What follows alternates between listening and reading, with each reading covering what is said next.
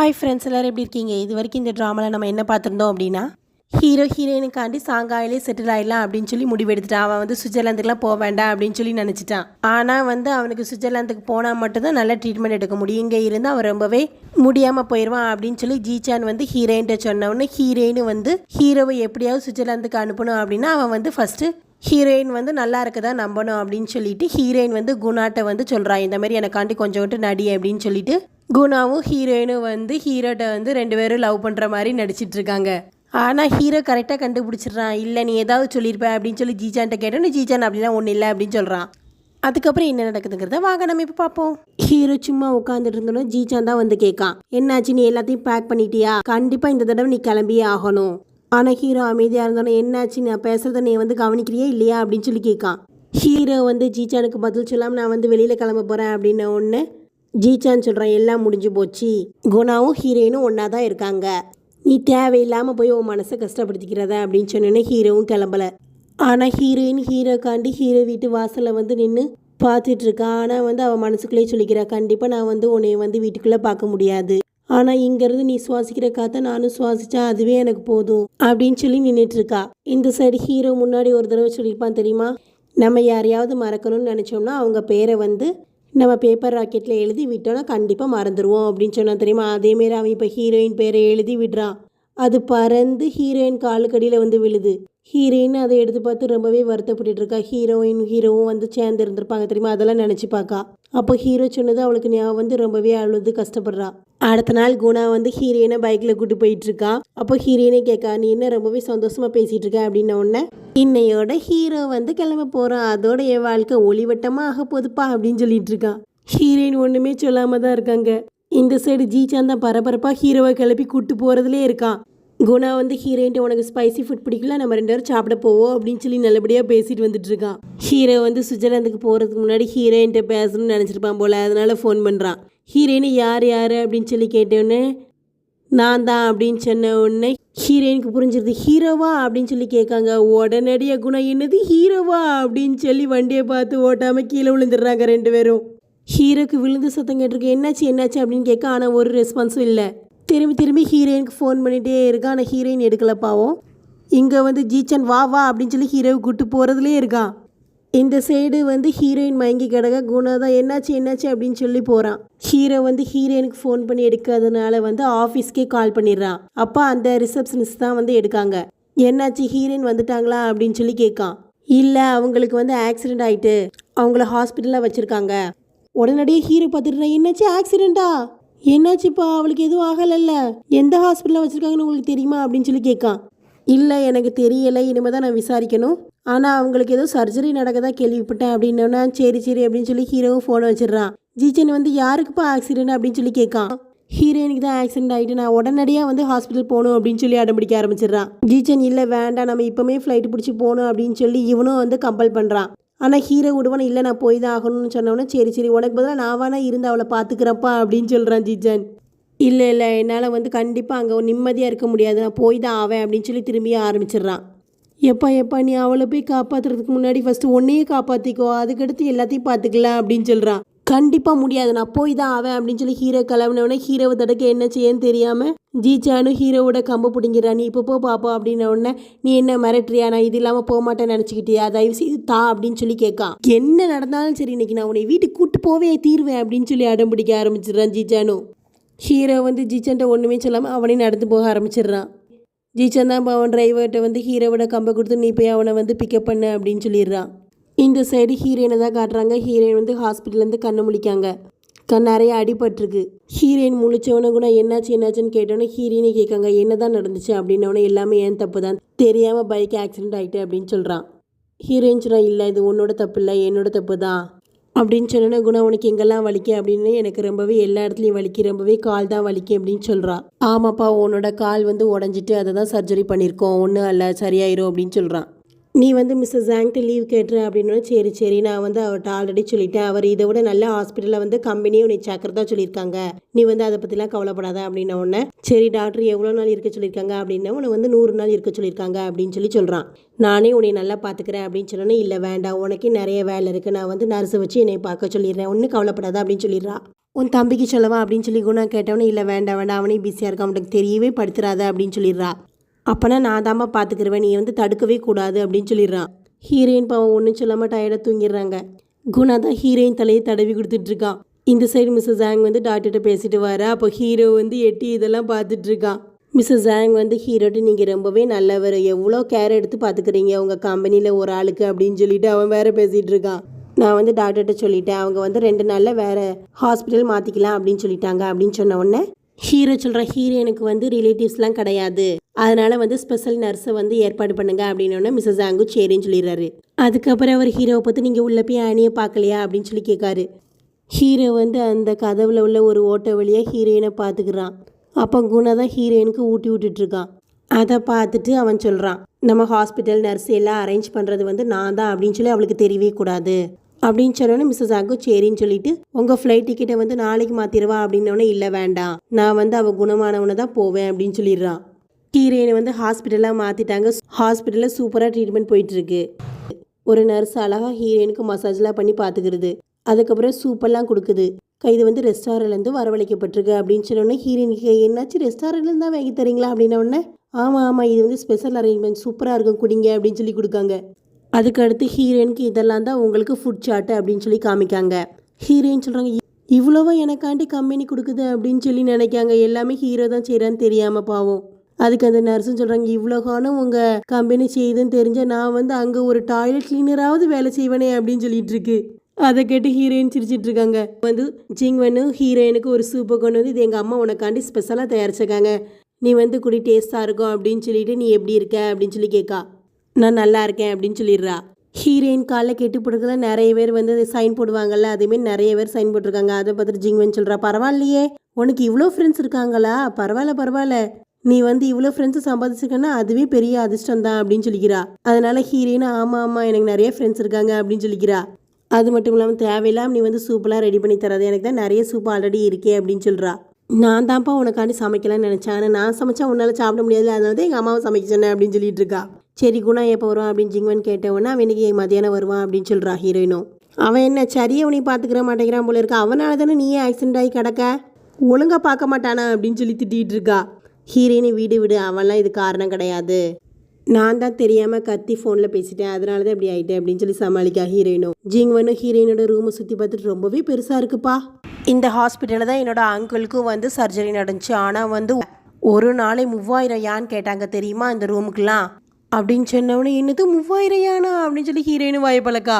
இவ்வளோ காலமாக நம்ம கம்பெனி செய்யுது அப்படின்னு சொல்லி ஹீரோயின் கேட்டதுக்கு, எல்லாருக்கும்லாம் இதெல்லாம் செய்ய மாட்டாங்க, நீ வந்து ஹீரோவோட லவ்வருங்கிற ஒரே காரணத்துக்காண்டி தான் இப்படி செஞ்சுருக்காங்க, அதாவது எக்ஸ் லவ்வர்னு சொன்னப்பா அப்படின்னு சொல்லிக்கிறா. நீ வேற, ஹீரோ தான் வந்து சுவிட்சர்லாந்துக்கு போயிட்டானே, யார் இதெல்லாம் அரேஞ்ச் பண்ணியிருப்பா அப்படின்னு சொல்கிறா. உனக்கு தெரியாதா அவன் இங்கே தான் இருக்கான், என்னதான் அவன் இங்கே இருக்கானா அப்படின்னு சொல்லி ஹீரோயின் கேட்டதுக்கு, ஆமாம் ஹீரோவும் ஜீச்சானும் இங்கே தான் இருக்காங்க, 2 பேரும் சண்டை போட்டிருக்காங்க போல இருக்கு, 2 பேரும் தனித்தனியாக இருக்காங்க, ஒருத்தருக்கு ஒருத்தர் பேசிக்கிறவே மாட்டேங்கிறாங்க அப்படின்னு சொல்கிறா. ஹீரோயின் எதனால பேச மாட்டேங்கிறாங்க அப்படின்னு சொல்லி கேட்கா. எனக்கு என்னப்பா தெரியும், இன்றைக்கி மீட்டிங் நடந்துச்சு, ஜீச்சன் வந்து ஹீரோட்ட பேசணும், ஆனால் ஹீரோ பேசவே இல்லை, ஜீச்சனை வந்து இக்னோர் பண்ணிட்டான் அப்படின்ன உடனே, அப்படியா எதனால அப்படின்னு சொல்லி திரும்பி கேட்கா. எனக்கு என்ன தெரியும், ஹீரோ இப்போலாம் ஆஃபீஸ்க்கு வர்றதே கிடையாது, 3 நாளைக்கு ஒர்க்கை மட்டும்தான் வர்றான் அப்படின்னு சொல்லிட்டு இருக்கும்போது குணாவும் அவன் கூட சேர்ந்து 3 பேரும் வராங்க. குணா வந்து ஹீரோயின் நீ எப்படி இருக்க அப்படின்னு சொல்லி கேட்டுகிட்டே வரான். அப்போ வந்து ஜிங்வன் வந்து சொல்கிறான், எப்பா கல்பிரிட் ஒரு வழியே வந்துட்டான் அப்படின்ன உடனே, யாரு கல்பிரிட்டு பாரு, எனக்கும் தான் அடிபட்டிருக்கு, நானும் ஒரு பேஷண்ட் தான் அப்படின்ன உடனே, எப்பா கொஞ்சோன்ட்டு அடிபட்டிருக்கு, அதெல்லாம் சொல்லிட்டு நீ ஒரு பேஷண்ட் சொல்கிறியா, அங்கே பாரு ஹீரோயினுக்கு ஃபுல்லாக அடிபட்டு கிடக்கா, இது உனக்கு போதுமா அப்படின்னு சொல்லி கேட்கா. எப்பா சாரி நீ மன்னிச்சிரு அப்படின்னு கேட்கா. அதுக்கப்புறம் வந்து மிஸ்ஸஸ் ஜாங்கும் நிறைய ஆட்களோட வந்திருக்காங்க. என்னாச்சு ஹீரோயின், நீ உயிரோடு இருக்கே இல்லையே, என்னை வச்சுட்டு இவ்வளோ கூட்டமாக இருக்கு அப்படின்னு சொல்லிட்டே வரான். எல்லாரும் சிரிக்காங்க. ஹீரோயினுக்கு பொக்கே கொடுத்துட்டு, பரவாயில்ல இவ்வளோ வேற நீ சம்பாதிச்சு வச்சிருக்கியா அப்படின்னு சொல்லி கேட்கான். இப்போ எனக்கு ஒரே எம்பாரசிங்காக இருக்கு அப்படின்னு சொல்கிறா ஹீரோயினும். நான் உன் பிளேஸில் இருந்தால் கூட எனக்கும் இப்படி தான் இருக்கும் அப்படின்னு மிஸ்ஸஸ் வேங்கும் சொல்லி காமெடி பண்ணுறாரு. அப்போ வந்து உன்னை பார்க்க மிஸ்ஸஸ் வேங்கும் வந்திருக்காரு அப்படின்னு, ஹீரோயின் ஹீரோவா அப்படின்னு சொல்லி எட்டி பார்க்க பார்த்தா ஜீச்சான் தான் வந்திருக்கான். எப்போ எவ்வளோ கூட்டம் அப்படின்னு சொல்லி அவனும் வந்து வியக்கிறான். அதுக்கப்புறம் கெட் வெல் சூன் அப்படின்னு சொல்லி ஹீரோயின்ட்டு கொடுக்க போயிட்டு பக்கத்தில் நிற்கல ஜிங்வனு, அவள்கிட்ட ஒரு பொக்கே இருக்குல்ல அதை தூக்கி குணாட்ட கொடுத்துட்டு, ஜிங்வனுக்கு இது உனக்காண்டி தான் அப்படின்னு சொல்லி வழிய ஆரம்பிச்சிடுறான். நீ எப்படி இருக்க அப்படின்னு சொல்லி கேட்டோன்னே ஜிங்வனும் நல்லா இருக்கேன் அப்படிங்க. நீ வந்து என்னை மிஸ் பண்ணியோ அப்படின்னோன்னு இல்லையே நான் மிஸ் பண்ணலையே அப்படிங்க. ஏன் என்னை மிஸ் பண்ணலை அப்படின்ன ஒன்று எவ்வளோ பேர் இருக்காங்க, அவங்களுக்கு முன்னாடி ஏன் நீ இப்படி பேசிகிட்டு இருக்க அப்படின்னு சொல்கிறா ஜிங்வென்னும். ஹீரோயின் வந்து ஹீரோ வந்திருக்கானான்னு சொல்லி எட்டி எட்டி பார்த்துட்டு இருக்கா. ஹீரோ வந்து வேற எங்கேயும் இல்லை, ஹாஸ்பிட்டலுக்கு வாசலில் உட்காந்து அந்த பில்டிங்கே பார்த்துட்டு இருக்கான். அப்போ ரெனி வந்து ஒரு ஒயிட் கலர் ஃப்ளாகை கொடுத்துட்டு இது வந்து ஜீச்சான் தான் உனக்காண்டி கொடுக்க சொன்னா அப்படின்னு சொல்லி கொடுத்தவொன்னே அதை வாங்கிட்டு ஹீரோ சொல்கிறான். உண்மையிலே அவன் தான் கொடுத்தானா? சரி சரி, அவன்கிட்ட நான் பேசணும் அப்படின்னா 1 மாதம் வந்து அவன் சேவ் பண்ணாமல் தாடி வளர்க்கணும் அப்படின்னு சொல்கிறான்.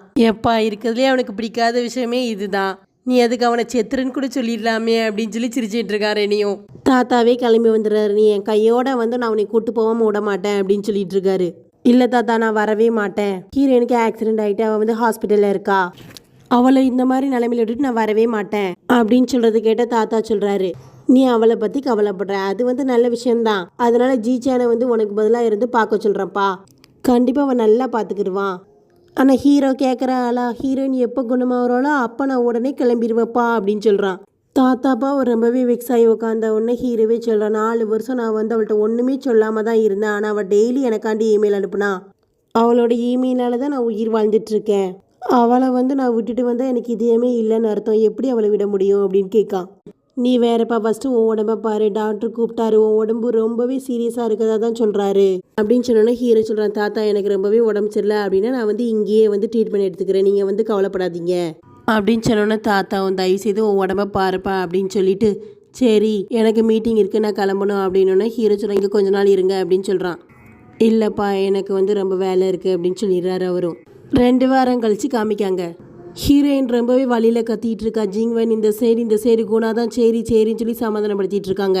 ஜிங்வென் வந்து குணாட்ட கேட்க, என்னாச்சு இவ்வளோ நாள் நல்லா தானே இருந்தா, திடீர்னு இவளுக்கு ஏன் இவ்வளோ வலி வருது அப்படின்னு சொல்லி கேட்ட உடனே, தெரியலையே, சர்ஜரிக்கு அப்புறம் அவளுக்கு டெய்லி பெயின் கில்லர் போடுவாங்க, ஆனால் இப்போ அதை நிறுத்திருக்காங்க போல இருக்கு, அதான் அவளுக்கு ரொம்பவே வலிக்கு அப்படின்னு சொல்கிறான். என்னாச்சு ஹீரோயின் வந்து அந்த இன்ஜெக்ஷனுக்கு அடிமையாயிட்டாளா அப்படின்னு, இல்லைப்பா கொஞ்சம் தான்ப்பா ஏற்றுவாங்க அப்படின்னு சொல்கிறான் அவனும். உடனே வந்து ஜிங்வென் நான் வந்து உனக்காண்டி தண்ணி எடுத்துகிட்டு வரேன் அப்படின்னு சொல்கிறா. ஆனால் ஹீரோயின் ஜிங்வென் கையை பிடிச்சிட்டு விட மாட்டேங்க, இல்லை நீ என் கூடயே இரு, டாக்டர்கிட்ட எனக்கு அந்த இன்ஜெக்ஷனை போட சொல்லு அப்படின்னு கேட்கா. ஏம்மா இப்போ போட சொல்ல, ஆனால் வந்து இன்ஜெக்ஷனுக்கு பதிலாக நீ வந்து பெயின் கில்லர்ஸே எடுத்துக்கோ அப்படின்னு சொல்கிறா. ஹீரோயினும் சரின்னு சொன்ன உடனே நான் போய் டாக்டர்ஸை கூப்பிட்டு வரேன் அப்படின்னு சொல்லி குணாவும் கிளம்பி போகிறான். ஆனால் வந்து இந்த ரணங்களுக்குலையும் ஹீரோயின் வந்து ஹீரோவை பற்றி தான் கேட்கா. ஹீரோயின் வந்து சுவிட்சர்லாந்து போயிட்டானா அப்படின்னு சொல்லி கேட்ட உடனே, இல்லை ஜீச்சான் தான் பிரேசிலுக்கு போயிருக்கான் அப்படின்னு சொல்கிறா. இன்னையே ஹீரோ சுவிட்சர்லாந்துக்கு போகாமல் இருக்கான் அப்படின்னு சொல்கிறத கேட்டு ஜிங்வென் சொல்கிறான், ஏம்மா நீ இவ்வளோ மோசமான கண்டிஷனில் இருக்க, உன்னை வந்து அவன் பார்க்கல, இருந்தாலும் நீ அவனை பற்றியே யோசிச்சுட்டு இருப்பியோ? இல்லை எனக்கு தெரியும் அவன் வந்து என்னைய பார்க்க மாட்டான் அப்படின்னு சொன்னோன்னா, என்ன நீ சொல்கிற, அவன் வந்து உன்னை ஒரு பாசாவது பார்க்க வரணும்ல அப்படின்னு சொல்கிறா. எப்பா நீ வேற, நான் வந்து அவன் வரணும்னு ஆசைப்படல, அவன் சுவிட்சர்லாந்துக்கு திரும்பி போகணுன்னு தான் ஆசைப்பட்றேன், அப்போ தான் அவன் உடம்பு நல்லா இருக்கும் அப்படின்னு சொல்லி இவன் வந்து கவலைப்பட்டு இருக்கா. நான் அவனை 2 நாள் முன்னாடி தான் பார்த்தேன், அவன் ஒரு வேளை போயிருக்கலாம், நீ வந்து வருத்தப்படாத அப்படின்னு சொல்லிட்டு இருக்கும்போது குணா வந்து நர்ஸை கூட்டு வந்துடுறா. நர்ஸ் வந்து பார்த்துட்டு இன்ஃபெக்ஷன் ஆயிருக்கு, நான் போய் டாக்டரை கூட்டு வரேன் அப்படின்னு சொல்லி அவங்க கிளம்பி போயிடுறாங்க. உடனே குணா அவன் கையை கொடுத்து, நீ வந்து ரொம்பவே வலி தாங்க முடியல அப்படின்னா என் கையை கடிச்சிக்கோ அப்படின்னு சொல்றா. ஏன்டா நீ வேற அப்படின்னு சொல்லி ஹீரோயின் சொல்றா. ஹீரோ ரெனியும் காரில் வந்து ஹீரோயின் ஹாஸ்பிட்டல் வெளியே தான் வெயிட் பண்ணிட்டு இருக்காங்க. அப்போ வந்து குணாவும் ஜிங்வெனும் போகிறத பார்த்து ஹீரோ சொல்கிறான், பரவாயில்ல குணா நல்லா பார்த்துக்கிறான், எப்போதும் டெய்லி வர்றான் அப்படின்னு சொல்கிறது கேட்ட ரெனி, உனக்கு எப்படி தெரியும் அப்படின்னு சொல்லி கேட்கான். ஹீரோ பாவமாக பார்த்தனவோ, நீயும் டெய்லி வர்றியா அதான் உனக்கு தெரியுது, சரி சரி அப்படின்னு சொன்னோன்னா ஹீரோ கிளம்ப போகும்போது உன்னை வந்து 10 நிமிஷம் கழிச்சு பிக்கப் பண்ண சொல்லிடுவான் அப்படின்னா சரின்னு சொல்லிடுறான் ஹீரோவும். ரெனி கிளம்பி போயிடுறான். எப்போதும் போல் ஹீரோ வந்து கதவுக்கு வெளியே இருந்தே ஹீரோயினை பார்த்துட்டு இருக்கான். அப்போ குணா வந்து என்னாச்சுன்னு ஏன் உள்ளே போல அப்படின்னு சொல்லி கேட்ட உடனே குணாவை தள்ளி கூட்டு வந்து பேசுகிறான் ஹீரோ. உனக்கு பைக் ஓட்ட தெரியல அப்படின்னா நீ ஏன் பைக் ஓட்டுற அப்படின்னு கேட்கான். எனக்கு பைக் ஓட்டலாம் தெரியும், நீ திடீர்னு கால் பண்ணல அதான் வந்து பைக்கு ஸ்கிப் ஆயிட்டு அப்படின்னு சொல்கிறான். ஹீரோயினோட நிலைமைக்கு முக்கியமான காரணமே நீ தான் அப்படின்னு சொல்லிட்டு இருக்கான். நானா? நீ அவளை நல்லா பார்த்துக்கிருவேன்னு சொல்லி தானே உன்ட்ட கொடுத்த, ஆனால் நீ வந்து அவளை நல்லா பார்த்துக்கிறாம ஹாஸ்பிட்டலுக்கு போய் அனுப்பி வச்சிருக்க. உன்னால் அவளை பார்க்க முடியல, நீ வந்து பார்த்துக்கிறேன்னு சொல்லி எதுவுமே சொல்லக்கூடாது. ஓ நீ வந்து என்னோட நல்லா பார்த்துக்கிருவியா அவளை? டெய்லி ஹீரோயின் அள வச்சது யாருப்பா அப்படின்னு சொல்லி குணா ஹீரோவை பற்றி கேட்கான். என்னது நானா அவளை அள வச்சேன்? சரி நான் அள வச்சதாவே இருந்தாலும் சரி, நான் வந்து அவளை ஹாஸ்பிட்டலில் அனுப்பலையே, நீல அனுப்பியிருக்க அப்படின்னு சொல்லி திட்டுறான். குணா ரொம்பவே கோவத்தோட அமைதியாக தான் நிற்கான். ஹீரோ சொல்கிறான், அன்றைக்கி நான் வந்து அவளுக்கு குட் பை சொல்லலாம் அப்படின்னு தான் நான் வந்து ஃபோன் பண்ணேன் அப்படின்னு சொல்கிறத கேட்ட குணா சொல்கிறான், எல்லாமே விதிப்படி தான் எல்லாமே நடக்கு. ஹீரோயின் எவ்வளவோ வழியை கண்டுபிடிச்சி உன்னை வந்து சுவிட்சர்லாந்துக்கு அனுப்பலான்னு பார்த்தா, ஆனால் இன்னும் நீ போகாமல் இங்கே தான் இருக்க, எல்லாமே விதி தான் அப்படின்னு சொல்கிறத கேட்ட ஹீரோவும் சொல்கிறான். என்ன சொல்கிற நீ, நீங்கள் 2 பேரும் கல்யாணம் பண்ணிக்க மாட்டீங்களா அப்படின்னு கேட்ட உடனே ஹீரோயின் எல்லாமே உனக்காண்டி தான் செஞ்சா. நாங்கள் 2 பேரும் கல்யாணம் பண்ணிக்கிறோம்னு சொன்னால் மட்டும்தான் நீ கிளம்பி போவேன்னு சொல்லி தான் செஞ்சா. தயவு செய்து நீ போயிரு அப்படின்னு சொல்லணும்னா ஹீரோ ரொம்பவே முடியாமல் ஆயிடுறான். நீ போனாலாவது எல்லாம் சரியாகும், நீ அங்கே சரியாவிட ஹீரோயின் இங்கே சரியாயிருவா.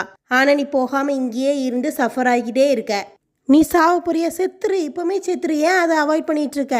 ஹீரோயின் முன்னாடி போய் செத்துரு, அதுதான் நல்லது அப்படின்னு சொல்கிறான். அது மட்டும் இல்லாமல் சொல்கிறான், நீ எப்படி இருந்தாலும் அவன் உன்னை ஏற்றுக்குருவா. நீ காலை இழந்தாலுமே சரின்னு சொல்லி ஏற்றுக்கிறேன்னு தான் தயாராக இருந்தா. நீ அவள்கிட்ட எவ்வளோ சண்டை போட்டாலும் திரும்பி திரும்பி உன்கிட்டயே தான் வந்தா. நீ ஒரு நல்ல ஆம்பளையாக இருந்தால் உனக்கு என்ன பிரச்சனையோ அவள்கிட்ட போய் அதை சொல்லு, அப்பந்தான் அவளுக்கு என்னன்னு தெரியும். அப்படின்ன உடனே நான் என்னதை போய் அவள்கிட்ட சொல்லணும்னு நீ நினைக்க? அவளுக்கு வெறும் வயசு 25 தான் ஆகுது, ஆனால் அவள்கிட்ட போய் எனக்காண்டி நீ லைஃப் டைமாக வெயிட் பண்ணு அப்படின்னு சொல்கிறியா அப்படின்னு சொல்லிட்டு இருக்கீங்களே ஹீரோக்கு இருமல் வந்துடுது. குணவே என்னாச்சு உனக்கு அப்படின்னு கேட்ட உடனே எனக்கு ஒன்றும் பிரச்சனை இல்லை, நீ அவளை நல்லா பார்த்துக்கோ, நான் வந்தது அவள்கிட்ட சொல்லாத அப்படின்னு சொல்லி கிளம்பிடுறான். குணா ஹீரோயினை பார்த்துட்டு இருக்கும்போது ஹீரோயின் எந்திரிச்சிடறா. உனக்கு எப்படி இருக்கு அப்படின்னா பரவாயில்ல அப்படின்னு சொல்கிறா. நீனு நர்ஸு எல்லாருமே என்னை நல்லாவே பார்த்துக்கிறீங்க, ஆனால் அதெல்லாம் தான் எனக்கு பேஷண்ட் மாதிரி ஃபீல் பண்ண வைக்குது அப்படின்னு சொல்கிறத கேட்ட குணா சொல்கிறான், நீயும் அனாதை நானும் அனாதை, நம்ம 2 பேருக்கும் பேரண்ட்ஸ் கிடையாது, அதனால ஒருத்தருக்கு ஒருத்தர் துணையாக இருக்கணும், அதனால தான் உன் கூட எப்போதும் இருக்கேன் அப்படின்னு சொல்கிறான். இல்லை வேணாப்பா, என்னை நர்ஸஸே ரொம்பவே நல்லா பார்த்துக்கிறாங்க, உனக்கு வேலையே ரொம்ப அதிகமாக இருக்கும், நீ வேலையை பாருப்பா, அவங்க என்னை நல்லாவே பார்த்துக்கிறாங்க அப்படின்னு சொல்கிறா. சரிப்பா நீ சொல்கிறத கேட்க, நான் இனிமேல் நைட்டு வர மாட்டேன் சரியா அப்படின்னு சொல்லிடுறான். ஹீரோயினுக்கு நைட்டு நர்ஸ் எல்லா சேவையும் செஞ்சு முடிச்சுட்டு போகிறாங்க. அப்போ லைட்டாக ஹீரோயின் கண்ணை திறந்து பார்க்கா. ஹீரோ ஹீரோயின் காலில் ஏதோ எழுதுகிற மாரி இருக்குது, இதெல்லாம் கனவு அப்படின்னு சொல்லி ஹீரோயின் பெசாட்டு படுத்துடுறா. காலையில் எஞ்சி அது உண்மைதானா அப்படின்னு சொல்லி செக் பண்ணுறா. உண்மையிலே ஹீரோ சைன் போட்ட மாதிரி தான் இருக்குது, ஹீரோ சைன் தான் இருக்குது. உடனடியாக நர்ஸு கூப்பிடுறா. நேற்று நைட்டு நீ யாராவது பார்க்க வந்தாங்களா அப்படின்னா ஆமாம் 2 பேர் வந்தாங்கன்னு. அவங்கெல்லாம் கிடையாது, ஹைட்டாக ரொம்ப அழகாக இருப்பாங்களே அவர் வந்தாரா அப்படின்ன உடனே நர்ஸ் சொல்ல மறுக்கணும், ப்ளீஸ் சொல்லுங்க அப்படின்னு சொல்லி ஹீரோயின் கெஞ்சின உடனே ஆமாம் அவர் எப்போதும் உன்னை பார்க்க வருவார், அதை உன்ட்ட சொல்லக்கூடாதுன்னு சொல்லியிருந்தாரு அப்படின்னு சொன்னோன்னே ஹீரோ ஹீரோயினை பார்த்துட்டு சைன் போட்டதெல்லாம் காமிக்காங்க. ஹீரோயின் அதெல்லாம் நினச்சி பார்த்துட்டு சொல்கிறா, இன்னுமா நீ என்ன நல்லா பார்த்துட்ருக்கியே அப்படின்னு சொல்லி நினச்சிட்டு இருக்கா. அதுக்கப்புறம் GMF கம்பெனியில் உள்ள காசிப் கேர்ள்ஸ்லாம் ஹீரோயினை பார்க்க வந்திருக்காங்க. அப்போ ஜிங் தான் சொல்கிறா, ஹீரோ இன்னைக்கு மீட்டிங் அட்டென்ட் பண்ணிகிட்டு இருக்கா அப்படின்னோடனே ஹீரோயினும் போகலையா அப்படின்னு சொல்லி ஹீரோயின் கேட்ட உடனே ஆமாப்பா அவன் இன்னைக்கு சூப்பராக இருந்தான் தெரியுமா அப்படின்னு சொல்லி பேசிகிட்டு இருக்காளுங்க. அதை பார்த்து ஹீரோட செக்ரட்டரி சொல்கிறான், நீங்களாம் நினைக்கிற மாதிரி அவன் நல்லாலாம் இல்லை, அவன் டெய்லியுமே வாமிட் பண்ணி தான் இருக்கான், ரெனி எப்போதுமே அவனை ஹாஸ்பிட்டல் கூட்டு போயிட்டு தான் இருக்கான் அப்படின்னு சொல்லிட்டு இருக்கா. அதை கேட்டு ஹீரோயின் ரொம்பவே வருத்தப்பட்டுட்டு இருக்கா. அப்போ ஹீரோயினே நினச்சி பார்க்கா, ஆமாம் ஹீரோ நம்மளால தான் போக மாட்டேங்கான்னு நினைக்கேன், அவன் கவலைப்பட்டுட்டு இருக்கான் நம்மளை பற்றி அப்படின்னு சொல்லி நினச்சிக்கிறா. அதனால் கொஞ்சம் கொஞ்சமாக நடக்க ட்ரை பண்ணிட்டு இருக்கா. அப்போ சீக்கிரமாக க்யூர் ஆக முடியும், ஹீரோவும் அங்கே போவான் அப்படின்னு சொல்கிறதுனால குணா தான் ஹீரோயினுக்கு ஹெல்ப் பண்ணிட்டு இருக்கான். டாக்டர் ஹீரோயினோட ரிப்போர்ட்டெல்லாம் பார்த்து சொல்லிடுறாங்க, அவனுக்கு பரவாயில்ல சரியாயிட்டு, இன்னும் கொஞ்சம் நீ நடக்க ட்ரை பண்ணாலே போதும் அப்படின்னு சொல்லிடுறாங்க. ஹீரோயினை குணா வீட்டுக்கும் கூப்பிட்டு வந்துட்டான். குணா ஹீரோயின்கிட்ட சொல்கிறான், உனக்கான்னு நான் வீட்டெல்லாம் நீட்டாக க்ளீன் பண்ணி வச்சிட்டேன் அப்படின்னு ஹீரோயினும் தேங்க்யூ சொல்கிறா. உனக்கு ஒன்று சொல்லவா, ஹீரோயினும் சுவிட்சர்லாந்துக்கு போகல அப்படின்னோடனே அதுவும் எனக்கு தெரியும் அப்படின்னோடனே நீ அவன் சுவிட்சர்லாந்துக்கு போகணுன்னு தானே ஆசைப்பட்டேன், அவன் போனால் எனக்கு ஒரு சான்ஸ் இருக்கா அப்படின்னு சொல்லி கேட்கான். இல்லை ஹீரோக்கு என்ன ஆனாலும் சரி, ஏன்னா என் மனசு ஃபுல்லாகவே அவனுக்கு மட்டும்தான், சாரிப்பா உனக்கு வாய்ப்பில்லை அப்படின்னு சொல்லிடுறா. நீ ஏன் இப்படி இருக்க, ஏன் இவ்வளோ உறுதியாக இருக்க அப்படின்னு சொல்லி குணா கேட்டதுக்கு ஆமாம் நான் எப்போதுமே அப்படித்தான், நீ தயவு செய்து வேற ஆளை பாருப்பா அப்படின்னு சொல்லிடுறா. இருந்தாலும் குணா விடுற ஆளாக ஹீரோயின் மண்டையை கழுவ ட்ரை பண்ணிகிட்டு இருக்கான். உனக்கு வெறும் 25 வயசு தான் ஆகுது, இவ்வளோ எங்கே இருக்க, நீ கல்யாணமே பண்ணிக்க மாட்டேன்னு சொல்கிற, ஏன்ப்பா இப்படி செய்கிற அப்படின்னு சொல்லி குணா கேட்டதுக்கு ஹீரோயின் சொல்கிறா, ஆமாப்பா நான் எப்போதுமே இப்படி தான் இருப்பேன் அப்படின்னோடனே சரி விடு, நம்ம எல்லாம் பேடை பற்றி பேசிட்டோம், இனிமேல் குட்டை பற்றி பேசுவோம், ஒருவேளை சுவிட்சர்லாந்துக்கு போய் ஹீரோ நல்ல குணமாகி வந்துட்டான் அப்படின்னா கண்டிப்பாக உங்கள் 2 பேருக்கு ஹாப்பி எண்டிங் தான் அப்படின்னு சொல்கிறான். அப்படி இருந்தால் நல்லா தான் இருக்கும், அதுக்கு முதல்ல அவன் சுவிட்சர்லாந்து போகணுமே அப்படின்னு சொல்லிட்டு இருக்கா. சரி எனக்கு ரொம்ப டயர்டாக இருக்குது, நீ கிளம்பு நான் ரெஸ்ட் எடுக்க போகிறேன் அப்படின்னு சொல்லிடுறா.